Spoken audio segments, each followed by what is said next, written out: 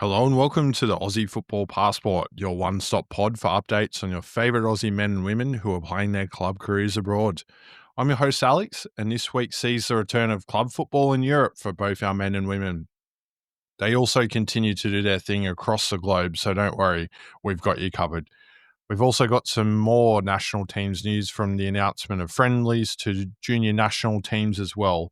I've also got a massive apology to make after missing a Matildas' mighty performance last week. So, without any further ado, let's get into the news headlines.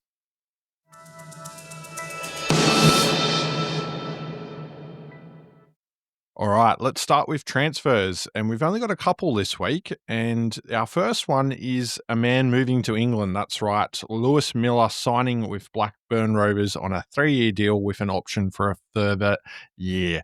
The transfer fee has not been disclosed, and it takes our total of 18 Australians in the championship. Wowzers.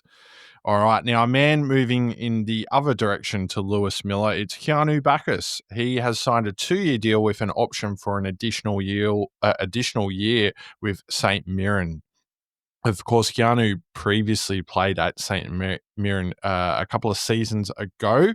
He did transfer from St Mirren to Mansfield Town for last season, where he played a year there in League One, and he returns to St Mirren back to familiar surrounds. All right, now crossing to the international game, and the ParaMatildas are aiming for their third piece of silverware in as many years when the Intercontinental Cup kicks off in England later this week. Fresh off an undefeated World Cup campaign last year, the ParaMatildas enter the 5-team tournament full of confidence. They'll face the USA, who they defeated 6-2 in the World Cup final in the Netherlands. They'll also play Nepal and Denmark. CP football is played on a modified size pitch with 5 players starting for each side. Tasman Colley and Karina Georgian joined the squad of 8, with Ray Anderson, Georgia Bykoff, Rebecca Jones, and Caitlin Smith making way from the squad of 10, which won the World Cup last year. All group game fixtures will kick off at midnight Australian Eastern Standard Time. Make sure to tune in via the International Federation of Cerebral Palsy Football YouTube channel, or keep up to date on Instagram at ParaMatildas. So make sure you follow them. Should be a great tournament, and all the best to our girls in that one. Now, staying with national team news, the Junior Matildas under-17s have learned their qualification opponents for next year's Asian Cup. They've been drawn alongside hosts Singapore and the Northern Mariana Islands. The girls must finish on top of the group to progress to the Asian Cup in full next year. So all the best to our Junior Matildas. Now, going up an age group to the under-20s Young Matildas, they began their Asian Cup qualification campaign with a resounding 14-0 win over Tajikistan. New Matilda Alexia Apostolakis captained the side in this one, and there were 7 different goal scorers, as well as an own goal and a penalty. They then followed that result up with a 3-0 win over Palestine, despite coach Alex Baccus making 9 changes to his side from the previous game. Trimis, Luchtmeyer, and Lobo were the goal scorers in that game. And the Young Matildas secured their spot in next year's tournament with another 3-0 win, this time over Chinese Taipei. There are another 9 changes made to the starting lineup for this game, but it didn't seem to be an issue in another great win for our girls. An own goal and Sky Halmerick brace made up the score sheet in that game. Now on to our under-23 women, who lost the opening game of the ASEAN Championship, going down 3-1 to Myanmar, surprisingly. Holly Furphy was the goal scorer in that one. They did bounce back in their next game with a 1-0 win over the Philippines, who are the defending champions. So a good win, that one. 10 changes were made between the starting lineups of the 2 games there, and Alana Yankchevsky was the goal scorer and match winner for that game. The girls will face Timor-Leste in their next game, the final group game for them, and a result is required to progress to the next round. Now, sticking with the Matildas theme, Steph Catley has received a Ballon d'Or nomination for her outstanding season at club and international level. She made the prestigious 30-player list with the winner set to be announced on the 22nd of September. So we have everything crossed for you, Steph. Let's hope she gets the gong, but I highly doubt it, unfortunately. We will keep you updated as to where Steph finishes on that announcement. All right, now speaking of the Matildas, news has broke today that the ladies will play Wales in the October international window. The game will take place at the Cardiff City Stadium on the 25th of October local time. It'll be the 26th or the early hours of the 26th of October Australian time. This will be the first of two games in that international window, with another opponent set to be announced shortly, and we'll keep you updated on that one. All right, now over to the men's national teams, and the under-17 Joeys have found out their group for the 2026 Asian Cup qualifiers. They've been drawn alongside host nation Jordan, Iraq, Philippines, and Bhutan in Group E. The group winners will progress to next year's tournament. So best of luck to our Joeys. All right, that's it for the headlines. Next up, the weekly wrap.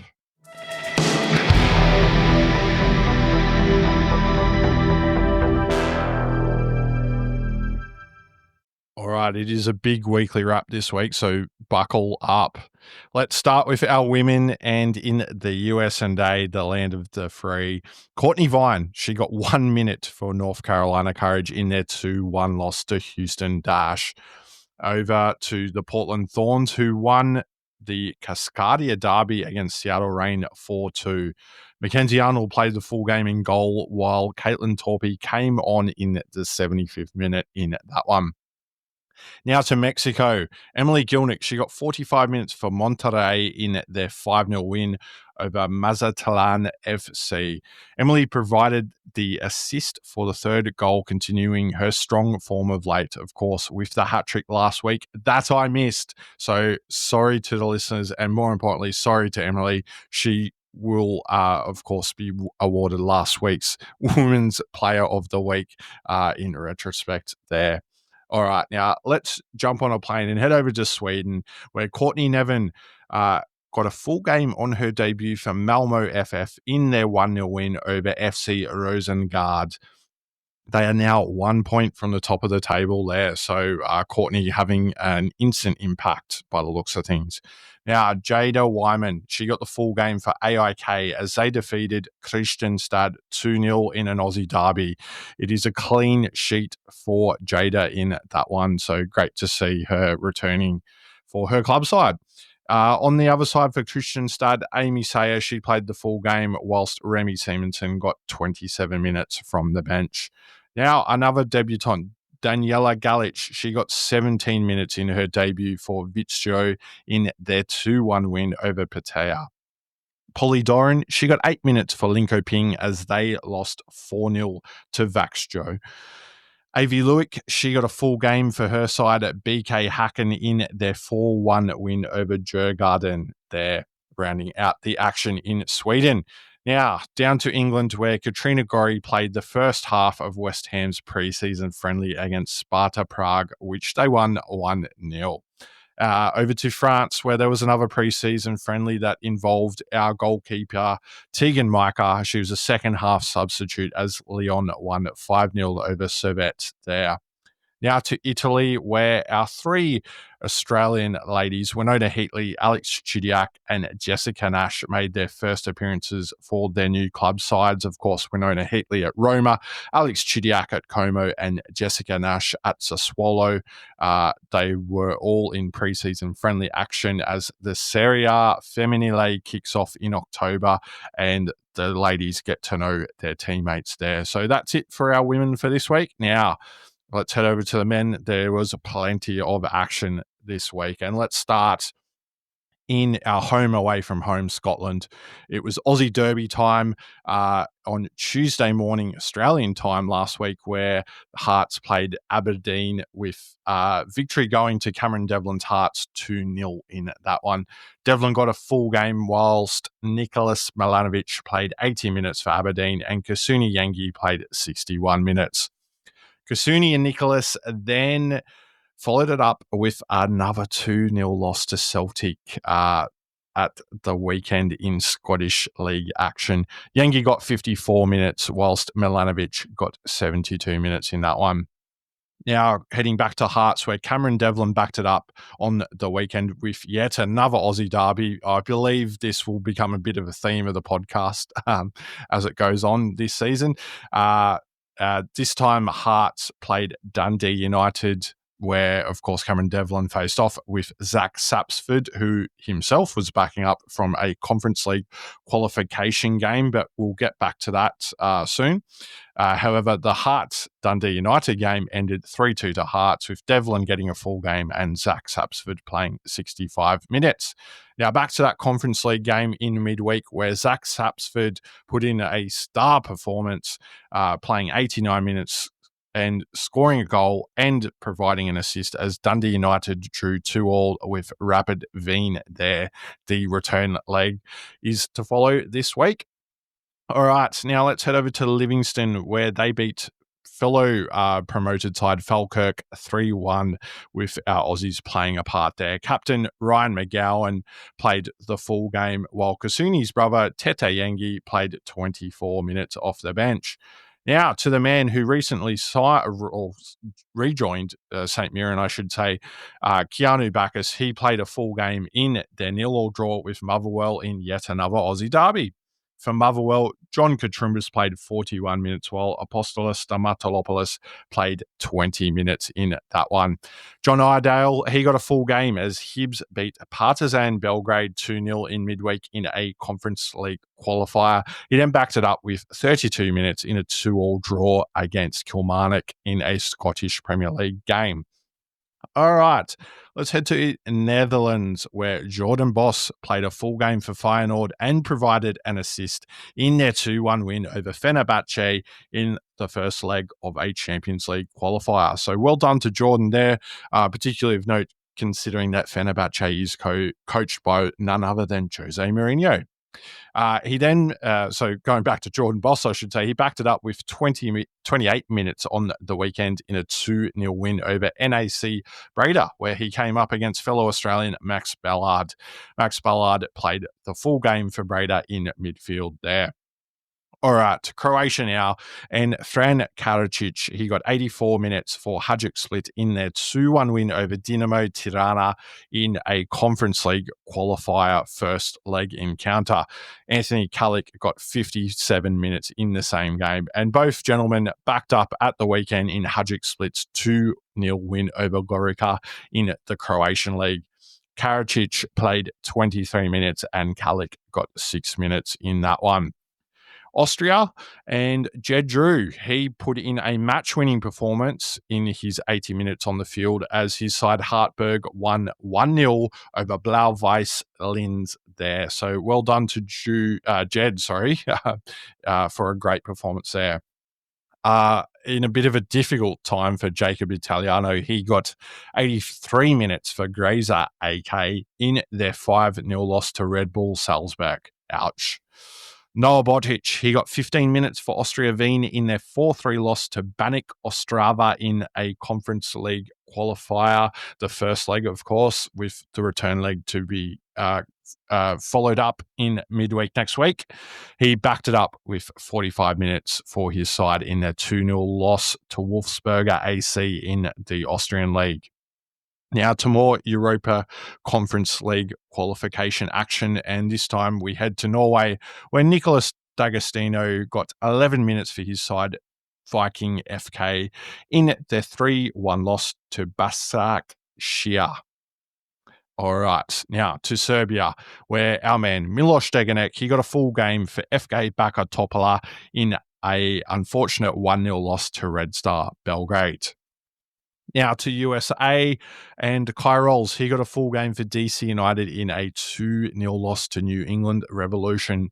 Not looking very good for Kai's side, DC United. I can't recall the last time they win, if I'm quite honest. So it's been a little while. Hopefully things change for his side soon.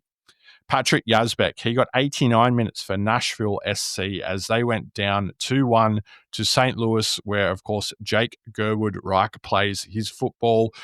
He got 5 minutes in that one. All right, now moving on to Japan, where Thomas Deng played a full game for Yokohama F. Marinos in a 1-0 loss to Tokyo Verdy in a local derby there. Now, Mitchell Duke, he got 23 minutes for Makeda Xavier in a 2-0 win over Vissel Kobe in a bit of an upset there. Now, let's go to Hungary, where our man Daniel Arzani got 7 minutes in Ferencváros' 4-1 win over Nyíregyháza there. So good to see Daniel kicking off his campaign in Hungary. Now, let's head to England and Wales, where we've got so many Australians in action, but not too many actually got on the pitch this weekend, unfortunately. But let's start with our wingman, Nestri Irankunda. He got 28 minutes for Watford in their 1-0 loss to Charlton Athletic, and he also thought he won a penalty, but the ref decided otherwise. But it looks like Nestri has hit the ground running for his new side there. Massimo Luongo, he got a massive amount of minutes. No, that is sarcasm. 1 minute for Millwall in their 2-1 win over Norwich on the weekend. Now, Sam Silvera in a new left wing back role for Middlesbrough. He played the full game as they went on to win 1-0 over Swansea, for whom Cameron Burgess played the full game. However, in unfortunate news, Thomas Glover was on the bench for Borough, but he got no minutes. And of course, Riley McGree is currently out injured. If we get some further information on that, we will certainly let you know in next week's show. Lewis Miller, he got 30 minutes on debut for Blackburn in their 1-0 loss to West Brom. Keely Adamson, he got 24 minutes for QPR in their 1-1 draw with Preston North End.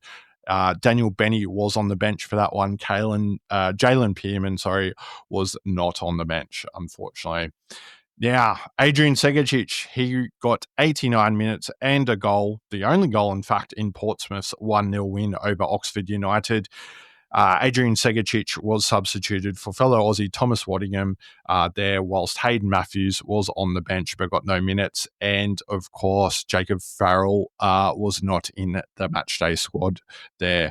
All right, let's drop down a division to League One, where we had Nicholas Bilakovic playing a full game for Peterborough in their 2-1 loss to Luton Town. Tyrese Francois, he got a full game for Wigan Athletic in their 2-0 loss to Leyton Orient. And Caleb Watts, he played a full game for Plymouth Argyle in their 2-0 loss to Bolton. And let's drop down another division where we go to League 2 action, and Gethin Jones played a full game for MK Dons in their 2-0 win over Barrow, whilst Jake Holman got 17 minutes for Walsall in their 1-0 loss to Gillingham. All right, and our final destination this week in the weekly wrap is Italy, where our man Alessandro Ciccati played in Parma's 2-1 loss to FC Heidenheim in their final preseason friendly match as we look towards the Serie A kicking off in the next fortnight. All right, that's it for the weekly wrap. Let's head over to Players of the Week in just a second.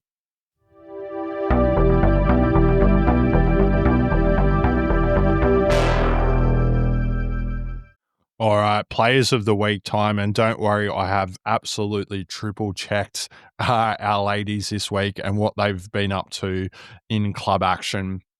And it has meant that Alana Kennedy is our Women's Player of the Week. She played a full match for Angel City in their 1-1 draw with San Diego Wave. And in fact, she scored a stoppage time header that leveled the game and got her the award this week. So congratulations, Alana. And of course, as mentioned earlier, I'd like to give Emily Gilnick our Player of the Week for last week's episode, courtesy of my complete lack of research, or shall I say blame the sources. No, that's not very fun. It should be up to me. But anyway, let's stop rambling and let's move on to our men's player of the week.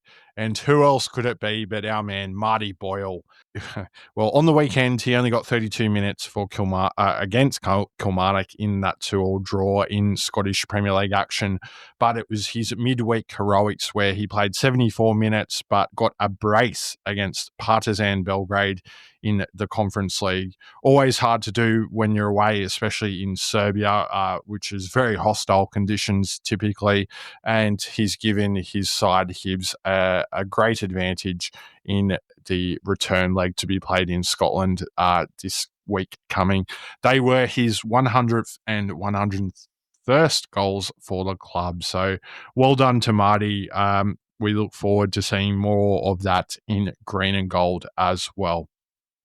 All right, folks. Well, that is it for another week of the Aussie Football Passport. I hope you enjoyed the episode. Make sure you like, subscribe, and follow and rate the show on whatever platform you are listening to this on. We are on Spotify, Apple Podcasts, YouTube, and Amazon. Make sure you also follow us on social media. We are on X, formerly Twitter, Facebook, and Instagram. And we'll try to keep you updated with all of the latest on the show and share some of these wonderful goals and assists that we've described this week for you. All right. Thank you very much for listening. I'll catch you in the next episode. Goodbye for now.